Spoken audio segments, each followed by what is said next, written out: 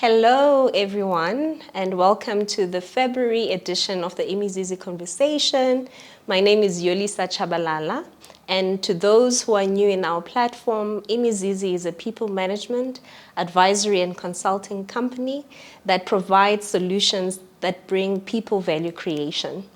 And Imizizi Conversations, it's where we talk about everything people related, and we learn and grow together. So whether you are looking at advancing your career, or you're a professional, or you are owning a small business, please do follow us and like our page, Instagram, YouTube. We are in all platforms. Please follow us. And today, I'm not alone. I am joined by the lovely Jeanette Featherstone, who is Imizizi's business coach. But I don't want to butcher, her introduction. I just want Jeanette to first start off by introducing yourself. Who's Jeanette? Thanks, Yolisa. Thank you for having me on the conversation. So I call myself a greatness coach, and my job is really to help people become the best expression of themselves, not only in work, but also in life. And at the same time, I help businesses really succeed. And I do that through what I call the greatness strategies. And there are many of them, but we've obviously focused specifically on productivity and the importance of planning within that larger kind of productivity framework. Yeah. I think I can attest to everything that Jeanette has mentioned, both on a personal basis as well as a business basis, because I think I first met you in 2020 at the Gibbs program. I was attending a Gibbs training and met Jeanette, and I just, fell in love with her coaching ability. And I reached out to her and I said, for Imizizi as well, I think, we'll do great. And it's been a relationship that has grown from strength to strength since 2020. And I mean, this year we'll be doing 3 years How together. amazing. How amazing is that, But I think Imizizi's growth is testament to your coaching abilities, because Mboneng and myself really do appreciate the work that you do.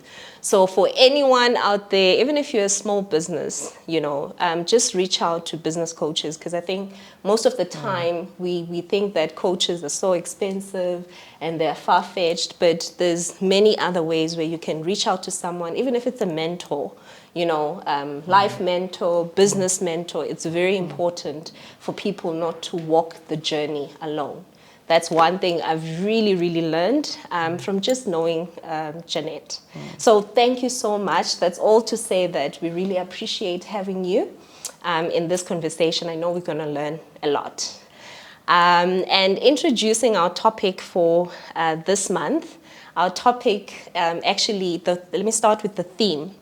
The theme for the first quarter in 2023, we titled it Failing to Plan is Planning to Fail. As a hard pill it is to swallow, it's the truth. If you don't plan for your life, whether it's for your life or for your business, indirectly, you're planning to fail, And Jeanette, because we let our guests choose their own topic, we just give them the theme. Jeanette chose a topic that says from personal growth to professional success. Love it, And, just a brief subtitle below that, she had put the power of planning your life and business, which is very much aligned to our theme for this quarter. So Jeanette, let me start by first, asking you why this topic, from personal growth to professional success. Why did you choose the topic? So, I think for me, it's probably really grounded in the fact that I believe success does not happen by accident.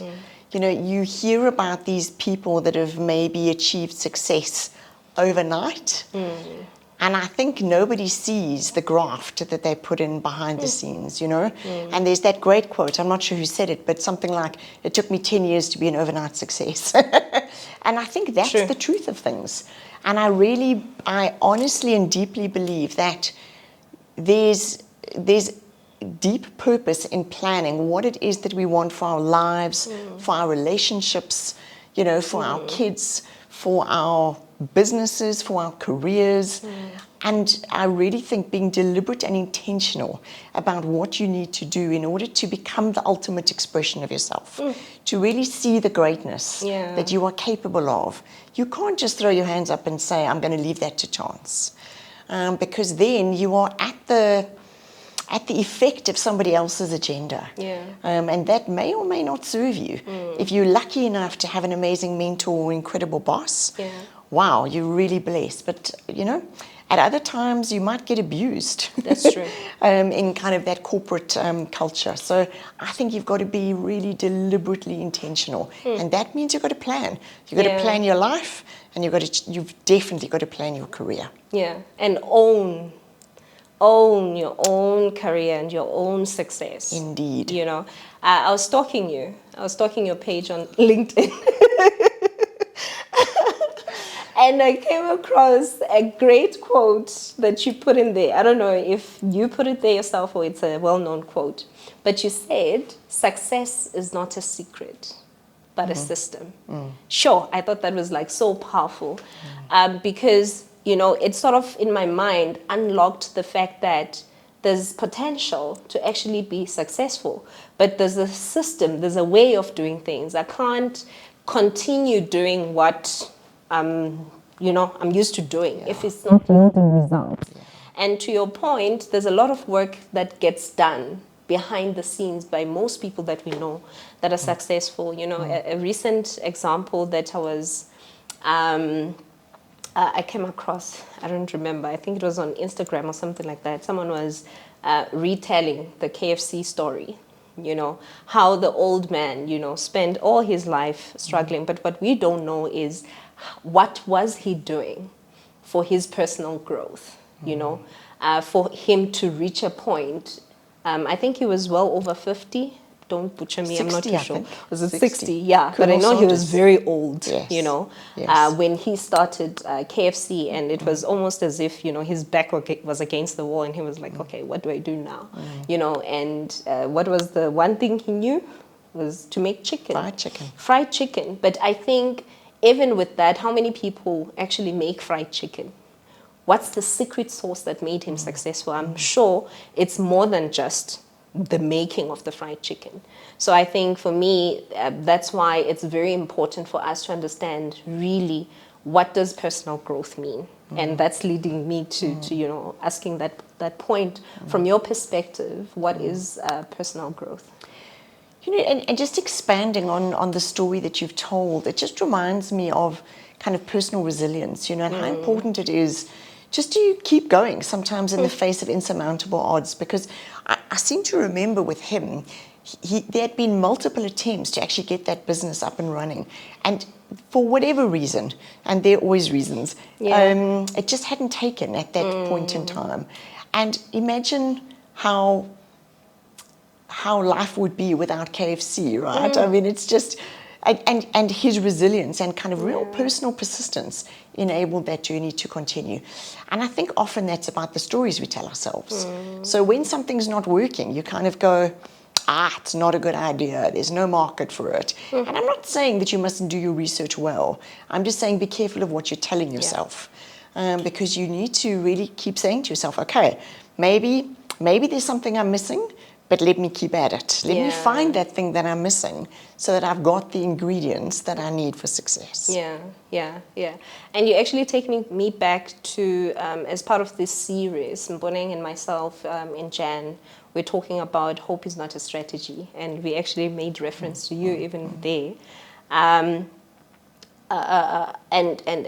we brought up, you know, something we've recently learned, which is an AQ. I think most of us are used to IQ, EQ, and all of that. It was the first time I hear of AQ. Maybe it's been out there, that was just me. Adversity quotient, you know. And what it is really is, your ability to be resilient, to get up many times in the midst of adversity. It doesn't matter how many times you fall, and everybody, I think, has it within them, but I think we just don't tap into it sometimes, because sometimes people can just get into a state of feeling like a victim or whatever. This is happening, referencing the story of the old man at KFC, and I think even us, from an Imizuzi perspective, if I can make personal reference, it doesn't mean that we got it right the first time. Boneng and I started many businesses before this one, together, in different groups and also separately. We did many things on a separate basis, and it just took us trying and trying and trying many times up until Imizizi was born. But before I get ahead of myself, I just want to take a step back, and just get to know you a little bit, so that people can get to know that, what you were talking about also is not just from you coaching other people. What's your story, after finishing school? Where did you work, your career path, if you can just take us through that. So I think probably what was interesting about my story is that my parents separated when I was writing my matric exams. So literally my dad decided at that moment that was the best moment for him to leave. So what that meant was that my dreams of going to varsity were instantly dashed. So what I did was I took a 12-month secretarial course, and I studied to become a secretary for a year. I have to tell you, it was great fun. I spent more time in movie theatres than I did in class. And then I joined an advertising agency in Sandton, which I just fell into. I had no desire or no plans. Here I didn't plan. I literally just took the first job I could. I got a salary. My sister had to drive me to Sandton because I didn't know where it was. And my partner who's watching this will probably still tell me that's partly true. And I studied that kind of 12 years, and then landed a job in an ad agency. And I just started working my way up slowly. I started studying at night. And that's where I also think you build resilience. When things are not working out as well as they could, or as well as you'd hoped, it's okay to kind of sit there for a bit and be miserable with it. But then you've got to say, okay, what am I going to do about that? So I studied, I did a AAA, which is an advertising qualification. And after that, I did an IMM, which is a marketing qualification.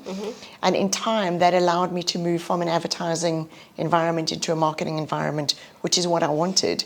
Because in advertising, I felt like you were only responsible for a tiny part of kind of the bigger picture. Marketing picture, but marketing kind of really takes you through the business. And I was fortunate then to be offered a job by a telecommunications company that I worked with. And I started my marketing journey there, which just constantly grew me. So I moved from a marketing services manager to a marketing manager to a marketing director to a managing director. I looked after strategy, regions, business development, call centers, marketing, CSR, eventually procurement. I procured R1 billion worth of stock a year. So my boss kept kind of throwing stuff at me, I think, to keep me entertained. And even when I was on the board, and that was a listed company at the time, I learned a lot, but I learned more by the mistakes I made. I was the most revolting leader, because in the culture that we were in, it was a shout and scream, command and control culture. And not knowing anything else, that was, you look at your boss and you kind of go, okay, if that's what they're doing, then that's what I'm going to do.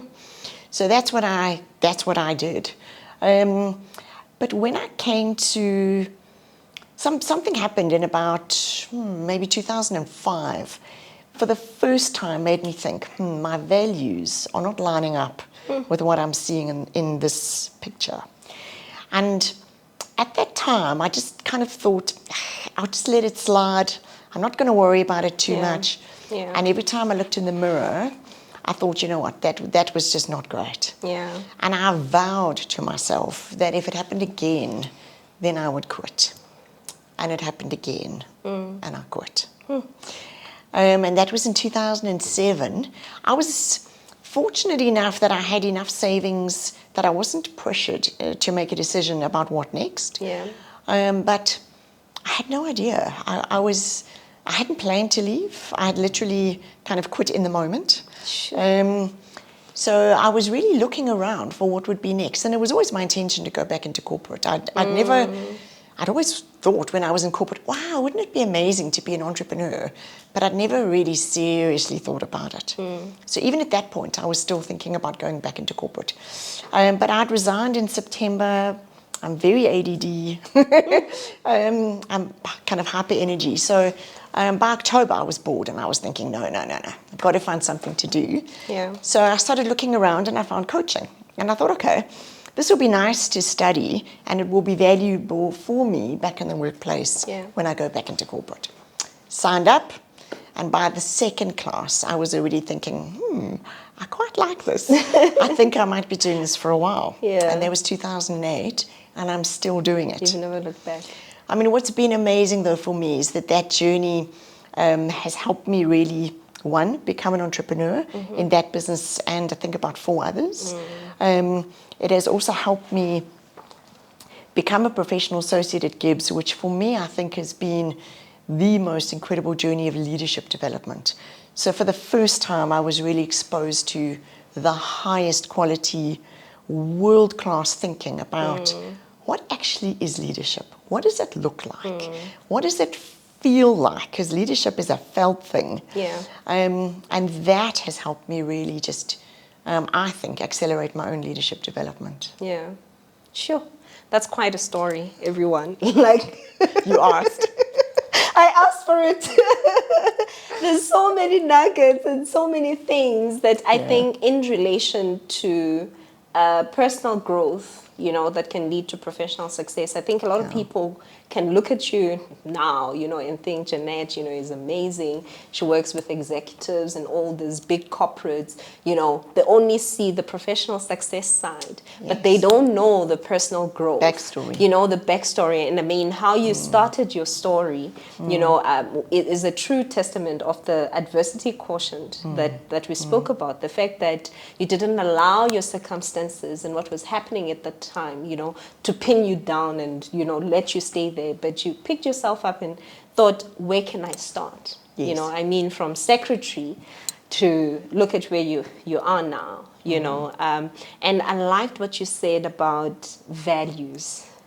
I think that is something that I align with so many times. It's something that at Imizizi, we are a values-driven company.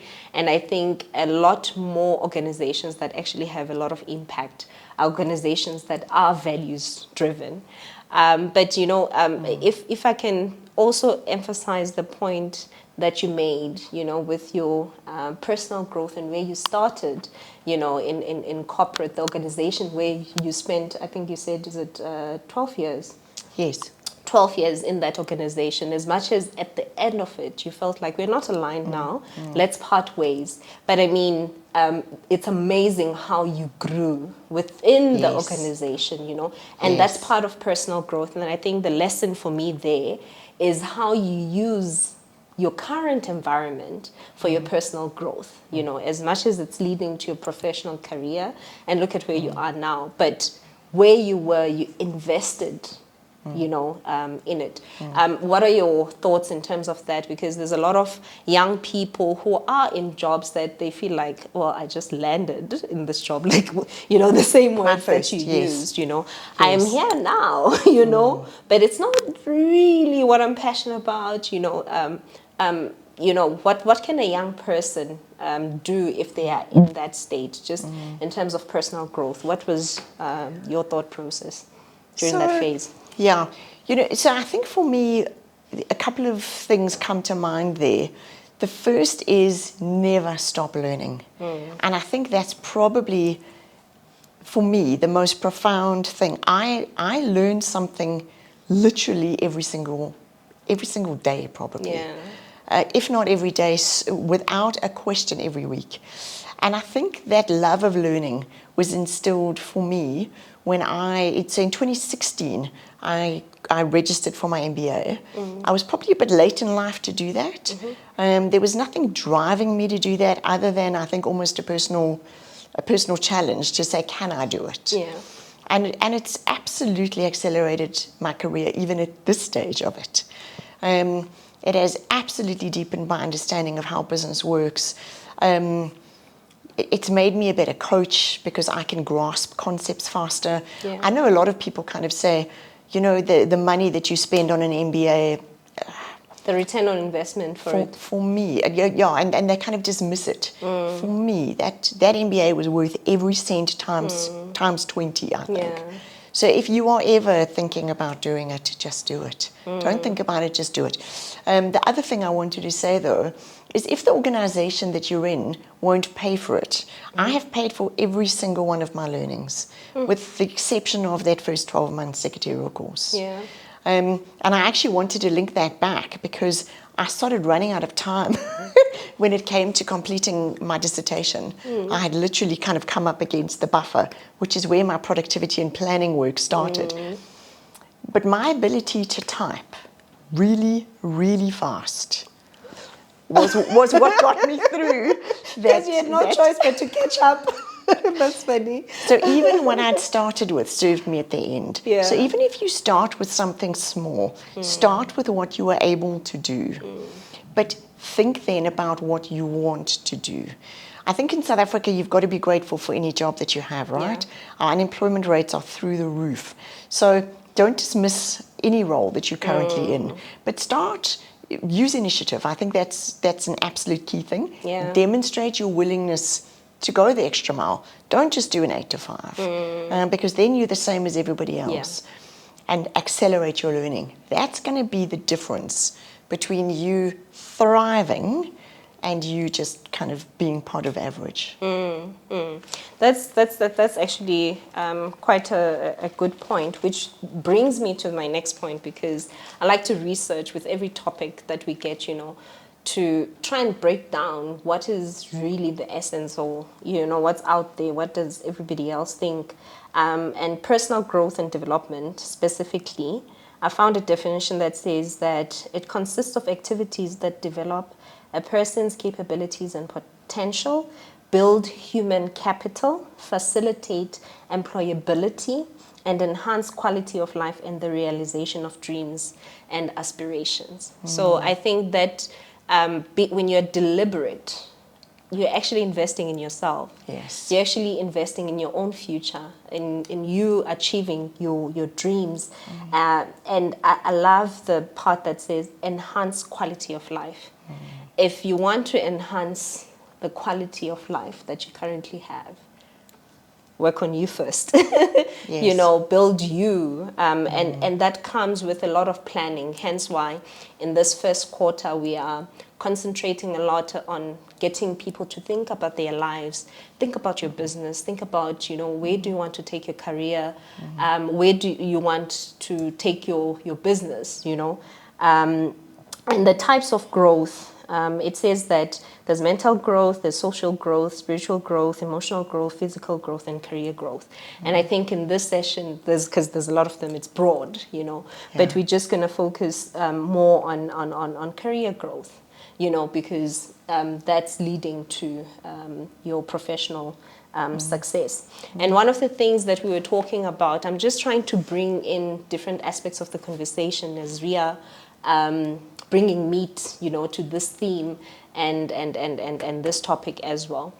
We spoke about a SWOT analysis and the importance of, being able to look at yourself. What are your strengths as a human being? What are your weaknesses? Opportunities and threats. Being someone who's done an MBA, I'm sure the different types of methods that I use there. But SWOT analysis, I think, is one of the simple ones to explain, because also on a personal life basis, and even for a small business, it's quite easy, to break down and do. But in your words, just in summary, a SWOT analysis linked to personal growth as well as growth for your business. Any nuggets that you can give people on that? Look, yeah, I mean, in terms of a SWOT analysis, the strengths and the weaknesses are always internal. The opportunities and threats are always external. Yeah. So I think what that already tells us is that the first part of it is within your control. The second part of it may be partly, but not fully in your control. So the question then becomes, what are your strengths and what are your weaknesses, but in relation to what you want to do? Because you've got to have that line of sight to the end goal. So let's imagine that you are a small business and you want to break into a new market. Yeah. What does that look like? And what are the capabilities as an organization now that you need to build in order to enable that success to be true? Yeah. Because you might need to learn a lot about the consumer or the business if you're going to do a B2B model that you are going to be targeting, right? But that's an internal thing. That's something well within your control. Yeah. Then if you want to look at kind of opportunities and threats, for example, that's where you really start getting into, I would say, the realms of strategy there, because you want to find almost like an intersect, like a nexus point of where your capabilities match what your competition doesn't do and what your consumers want. And that sweet spot is really where you want to be playing. And irrespective of whether you consider that kind of blue ocean or red ocean, it doesn't matter. No one's in that space. And that's where you want to be playing. And even from an individual perspective, right? Where are you playing that no one else is? Because that's where you start building value. Yeah. That's where you start earning a couple of $1,000s an hour, versus a couple of $100. I'm just thinking now for someone who's, let's say, their career or their career path, because we deal a lot with people in IT. They might be thinking that, I'm a developer working at this company. I sit behind the screen, I code, I receive requirements, and I code, and that's what I do. But maybe they're not comfortable sitting there or staying there, Maybe they've got dreams and aspirations to move to the next level within their career. And I think there's a key word that you use there, when it comes to doing a SWOT analysis and how you must find that sweet spot where nobody else is playing, if you know your capabilities, you know that maybe you've invested in something within yourself that might not necessarily within your organization or within the greater market might not necessarily be there. Start building those apps, build that app as small as it is. It's all about investing in yourself and taking those steps to take ownership of your own career, because you've identified an opportunity. I think most times people listen to conversations like this and they think it's too far-fetched, but in actual fact, it's very practical. It's all about taking in the information and thinking, with the information that I have now, let me sit down and look at myself. Let me sit down and look at my business. What is it that I can link with what I've just heard on a practical basis and start taking those baby steps? Before you know it, you have this big idea, or you are the next Bill Gates, who knows? Without taking too much time on that, but I thought it would be interesting to hear what your views are on a SWOT analysis, because you're very knowledgeable, especially when it comes to strategy and all of that. Yeah, I mean, maybe what's also worthy of mention is to start thinking as a younger person in particular, what are the threats that are going to come down the line into my world? So, if you look at IT and coding, for example, look at the kind of brand new ChatGPT stuff, right? I mean, that's AI that can code. So we are probably now just scratching the surface of what the next couple of years are going to bring. So knowing that perhaps pure coding is going to be something that AI will do in future, what is your next? Yeah. Because sitting back and kind of going, I don't know, I'll think about it when it happens, Well, it is happening. It is happening right already. now. So start making plans right now for what the next 3 years looks like for you. And that is when you're at the cause of your own success rather than at the effect of somebody else's doing. That's actually quite good. GPT. Please check it out. Google what it is. It will take you to the platform. Amazing. It is amazing. It's mind-blowing, the information that you get back from it. And it's AI, and AI is here to stay, whether we like it or not. So the topic of today's conversation is a ChatGPT originated topic. Really? Wow. Did you type? So I typed in kind of loosely what I knew we wanted to talk about. Yeah. And I asked it to give me you a topic. a headline. Yeah. Wow, that's amazing. That's amazing. I'd never thought of using it that way. After this, I'm definitely gonna do it. But you know, it's also important to log into the platform quite early on. Yes. Because I have noticed that in the afternoon, When the States comes online, it goes very slow. Yeah, Yes. yeah. But the information that you get back, way better Phenomenal. than Google. I think Google as well, they have to up their game. I'm sure they will. Now that, ChatGPT is here. So, Jeanette, I just want to I want us to get into the next phase, you know, in terms of professional success and the work that you do as a coach, so that we can draw some insights and knowledge from that.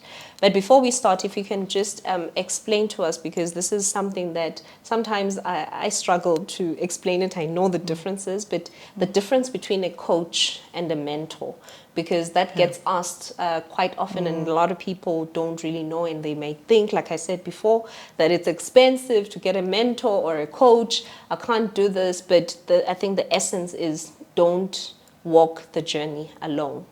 Tap into other people, other resources. Like Jeanette's quote, success isn't a secret, it's a system. So people who've walked the journey before, people like Jeanette who've walked the journey with many other executives, you know, before, tap into that knowledge base. Yeah. What is the difference? It's probably easier to start with the definition of mentorship. So a mentor is basically someone that has walked your journey before you.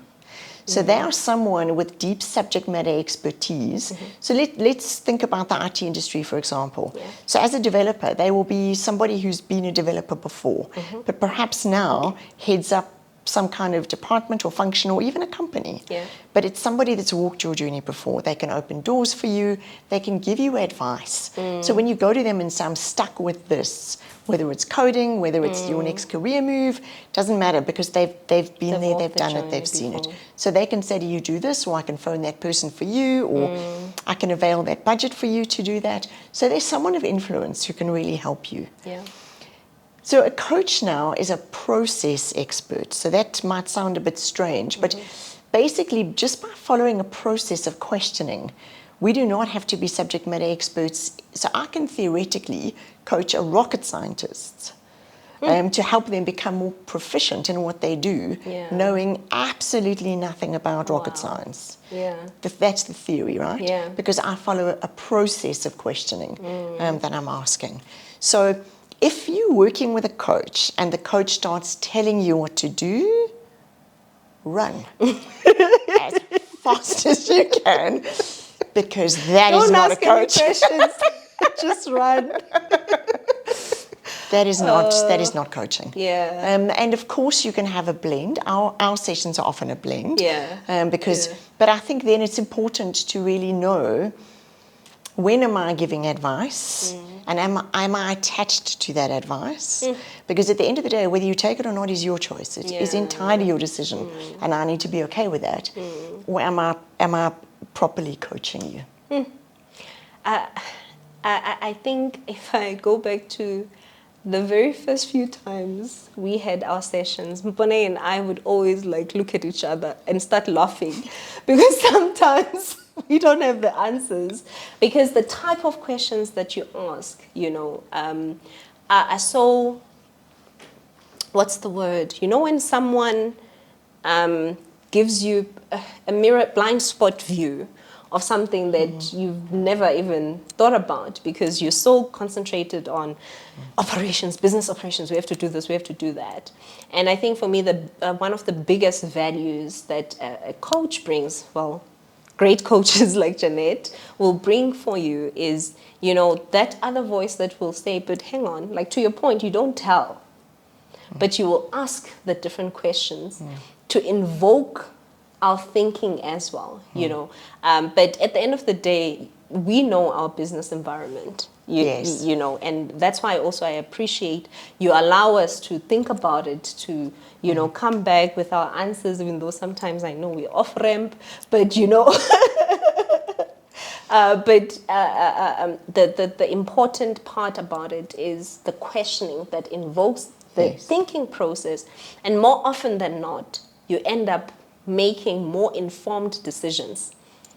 Because now, that part that was a blind spot is no longer a blind spot. You're thinking about it. Even if you don't go, or you still go the same route, but you've thought about Yes, the eyes other wide stuff. open. Yeah. And Yeah. you can answer those questions now, right? Because Yeah, you've that's gone true. If I had to ask That's all true. of those again, now you would know the answers. They would just... That is very true, because Yeah. we've grown quite hectically. Hugely. Quite hectically. And I mean, even the business has grown quite hectically since then.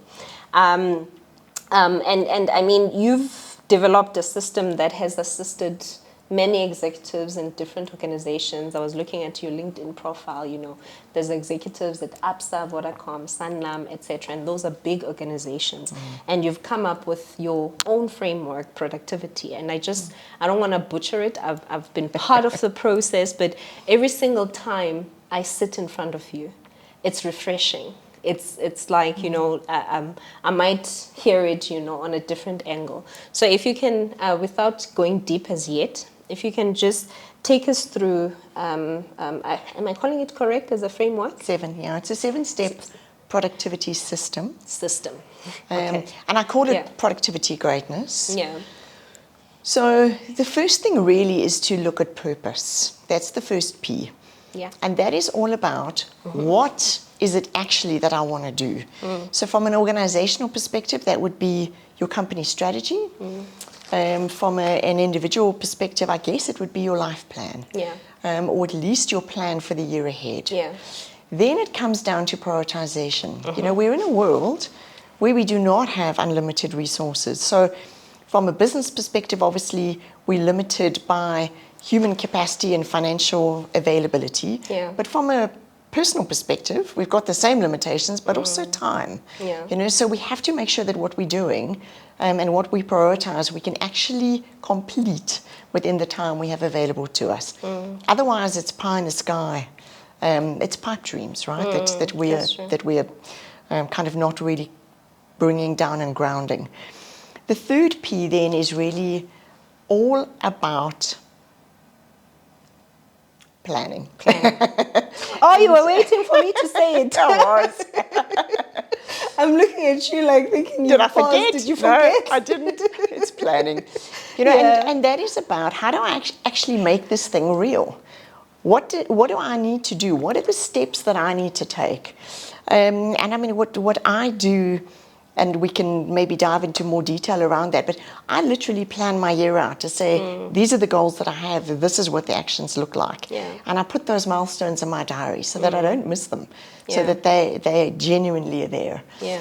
And then there's a phase of preparation, which is more about really kind of dancing it down from a plan into what am I actually doing this month, this week, this day, this hour, and this minute.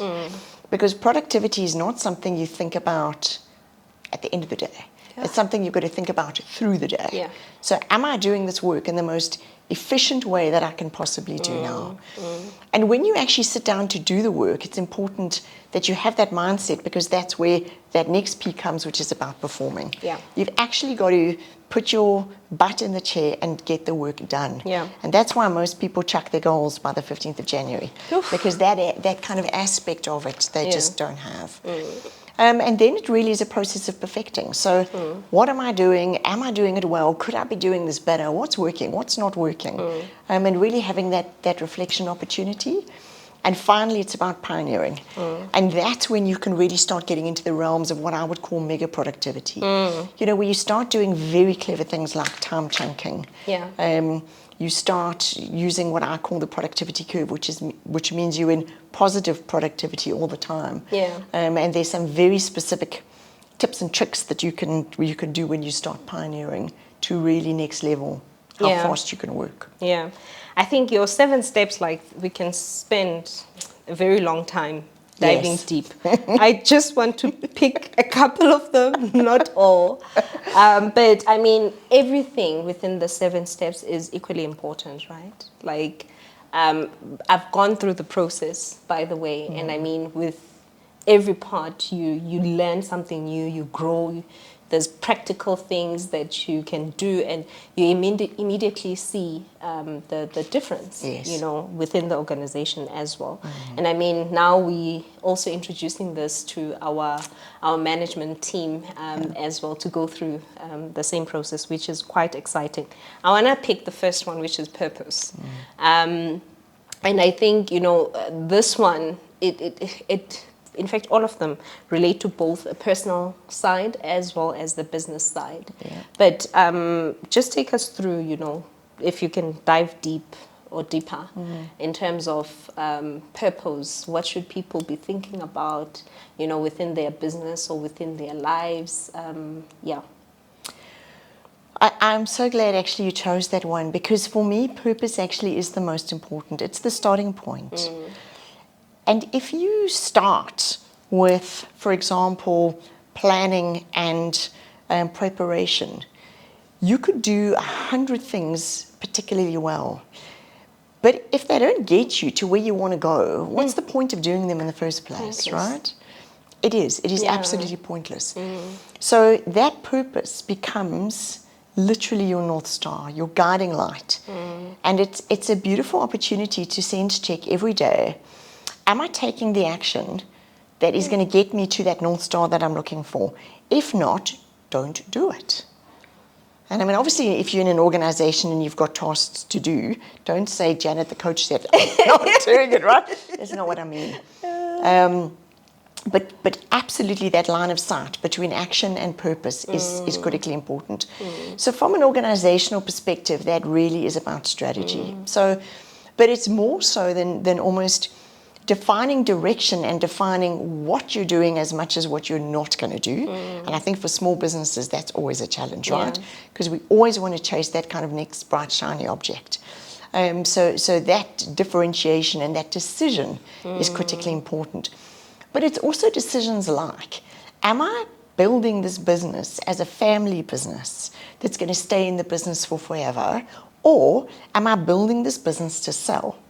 Because if you're building to sell, it's a completely different model. It's a different approach. You've got to drive revenue. You've got to absolutely drive profit. Because that is what people buying companies are looking for. But if you're just building a family business, profit actually, in the greater scheme of things, is not important, right? So you've got to have that clarity. What do I want to do with this thing that I'm building? And then also, you know, what am I building in terms of what it stands for? You know, am I going to be a sustainable organization? You know, really, is it people, profit, planet, or is it just profit? You know, and I think you've got to be, I don't know, in conversation we can all kind of say the triple P stuff is really important, but I think in your heart you've got to be sure what is it that you're building. And then from a personal perspective, what is your own personal North Star? You know, so I think for me, maybe one of the more telling things is that maybe about 5 years ago, I kind of said, look, for me, what is absolutely important is my business, but equally my relationship with my partner. So there were some evenings that he would work particularly late. I made the decision that I would go and meet him late at night, because that gave us the opportunity to be together. And that starts driving how it is that you behave. And you've got to align your life around what is important to you. And you can't say, my kids are important to me, but you're not... Practical steps are not saying the same thing. And when you're with your kids, you're just not present. Right? Because then your behavior isn't matching It's what not it is that you're aligned. saying your purpose needs to be. And that alignment really does, I find, bring great satisfaction and joy in life and in work. And hey, why are we doing this if we hate it? Yeah. You said something about your heart, what's really in your heart. And I think more often than not, sometimes people, when they start businesses, they don't really interrogate the heart. What's your North Star? And I love the practical example you made about, spending time or investing in your partner and the relationship that you have. Because if you say something is important to you, and that's purpose, because purpose is not just something that you do just to get by. That's the ultimate. That's where you want to make the most impact, bring the most value. And I think, when you start interrogating purpose, we've gone through the process, both on a personal basis as well as, and it made me think about a whole lot of things, because more often than not, it's so easy to get stuck in doing a lot of things that are not really aligned with your purpose. Yes. And the decisions become even more difficult, because now you're used to doing a lot of things that are not really aligned, and now you need to let go of some of those things. And, again, disclaimer to Janet's point, if you are in a job and some of the activities are not aligned to your purpose, sometimes you have to do them, but it's about where are you investing most of your time. The activities that you really invest yourself in, they must be leading up to your purpose. Whew. That's refreshing. Like, I think I was just quiet for the longest of time as you were talking, because I'm also reflecting as well. That's quite amazing.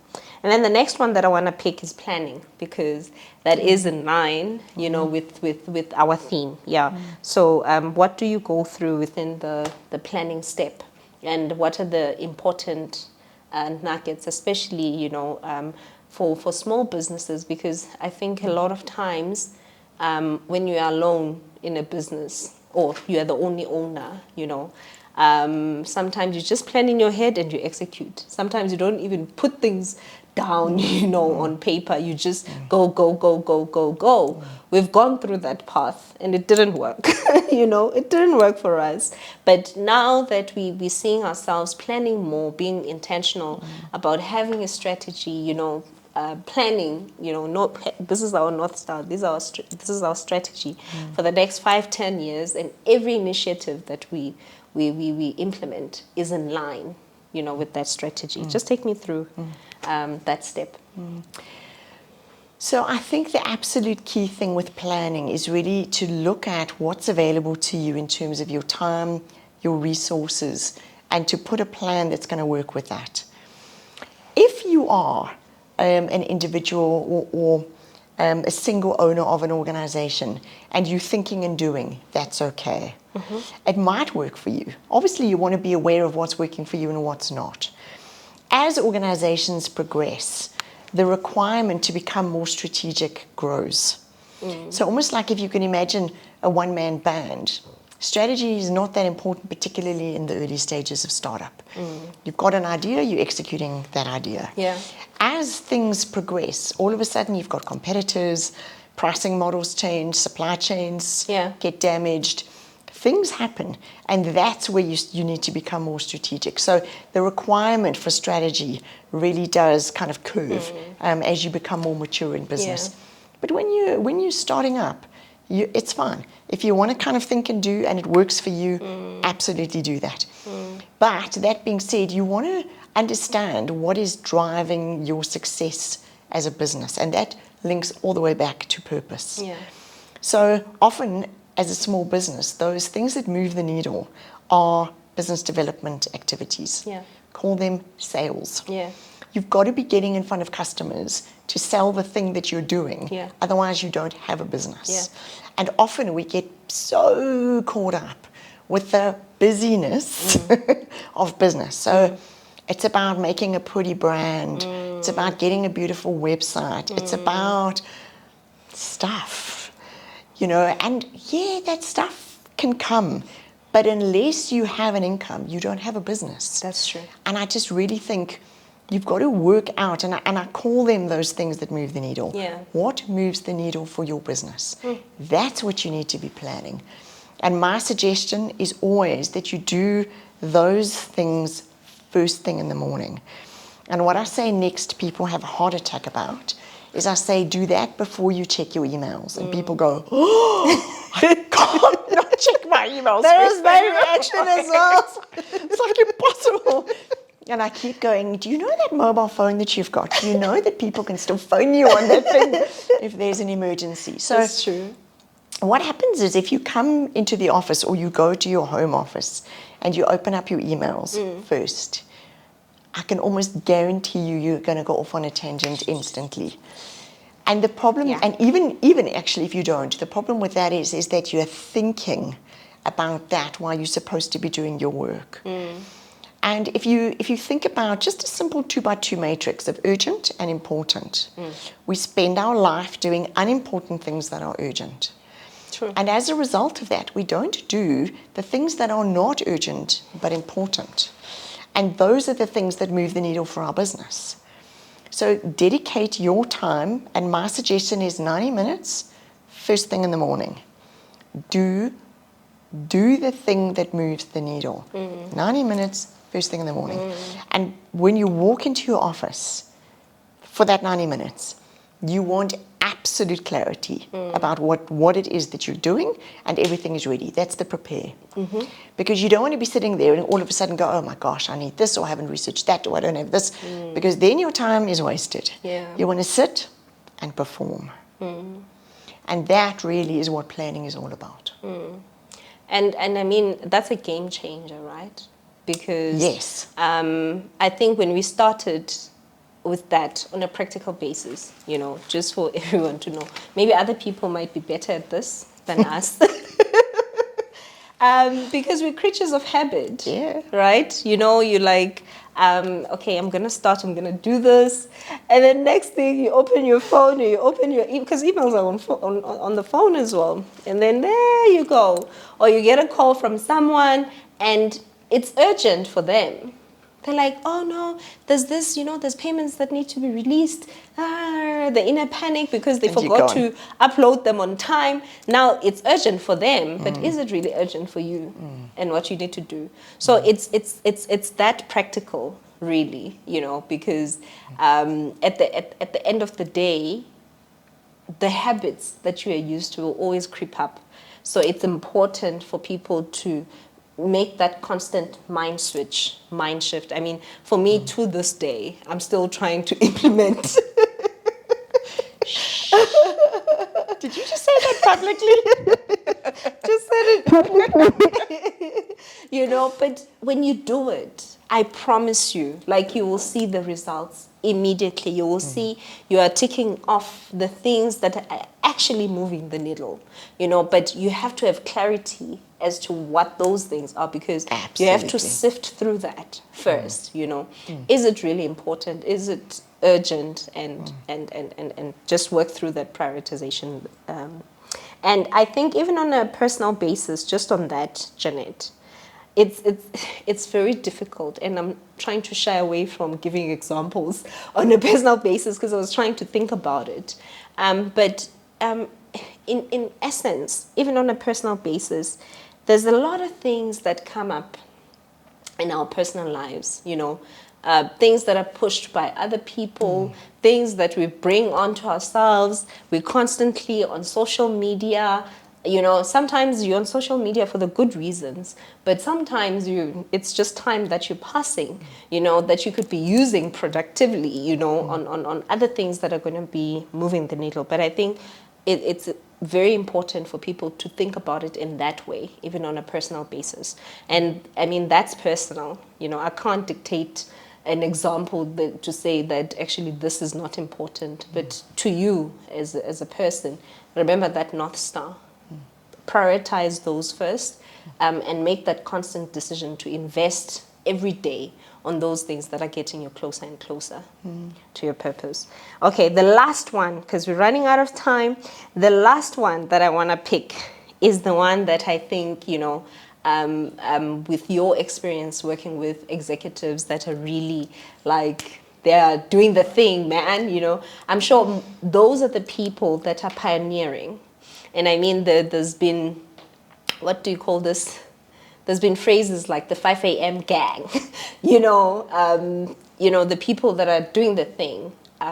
How does one get there? I know the steps take you to there if you take those steps, but what does it look like, And one example that I love that I've started implementing as well is where you start bundling things up, If you're doing one set of tasks, rather do them at the same time. We've just gone through a process of finalizing departmental goals, and I had to go through all the departments' goals just to make sure that everything is yay. And if you do that, because your mindset is already, in that frame of mind, and it's quicker to get it off. But if you do one department and then you let it go, you do something else, by the time you come back to the other one, you're losing time because it's like you're starting from scratch. Yeah. So as a last point. Yeah, so to expand on what you were saying, there's a thing called a switching cost. And what that really is the cognitive ability for your brain to shift from one activity to the next. And if you are having a lot of distractions coming in, you're probably losing up to 2 or 3 hours a day just in those switching costs, while you try and kind of re-land, okay, what was I doing? What were those goals? What's a good goal? What's not a good goal? So time chunking is absolutely one of the things that you pioneer. Yeah. There's another wonderful technique called the Pomodoro technique, which is where you use a clock and you literally time yourselves and you almost run in sprints. And you sprint and then you rest, and you sprint and you do 3 sprints and then you rest for a little bit longer. Yeah. Those are the kind of things that you do. But I actually want to say that 7-step productivity system, if you follow it, that is how you literally achieve mega productivity. It's an absolutely proven process. Yeah. And if you do what it is, that if you actually undertake those elements, and it's not difficult, 7 steps, you might go, it sounds like so, it literally is. It's worth it. Yeah, I mean, you can literally do it in a matter of 15 minutes a day. That's all it takes. And your productivity and your results and your happiness absolutely soars. Yeah. I also want to say that I don't think necessarily that productivity is the realm of execs. I think it shouldn't be, to be honest, because at an executive level, your job is to think. Yeah. Your job is not to do. You're executing through others. So often you just need to get out of their way. And you need to really step into your leadership, right? And that's often the work at executive level. Yeah. And I know you guys are really doing that phenomenally well. Yeah. And I think if you recognize that your job is that long-range horizon scanning, it's looking for trends, looking what's changing, upskilling people, building succession, customer engagements, relationships, stakeholders, that's your game. Yeah. When you're at an executive level. And yes, you need productivity within that, but it's a slightly different slant. Yeah. You're far more focused on the purpose side of it than the real execution. I actually think that key productivity is probably more middle management level, where you are really operational. Yeah. And you've got to make sure that you're not dropping balls, because some of those balls can break when you drop them, including your own health, if you're not really careful. Sure. Guys, I feel like I've learned so much. I think, time with you, Jeanette, any minute that we spend with you, really, there's a lot that one can gain. And I thought everyone has learned a lot. And unfortunately, we've run out of time. But before we go, Jeanette, how can people get a hold of you? For those who would want to reach out, because we have a lot of businesses that follow us as well. How can people reach you? Probably the best way is janet@greatnessstrategies.com. Drop a note under the MEZZ conversation, if that's easy for you. Yes. And I can pick that up and reply. And feel free, if there's any questions that I haven't answered, feel free also to drop them in the comments, and we can go and answer them to the best of our ability. Yeah. Yeah, that's it then, everyone. Thank you so much for joining us. Please do join us again next month, in the month of March, as we wrap up our theme for the quarter. For now, it's cheers and bye-bye from us.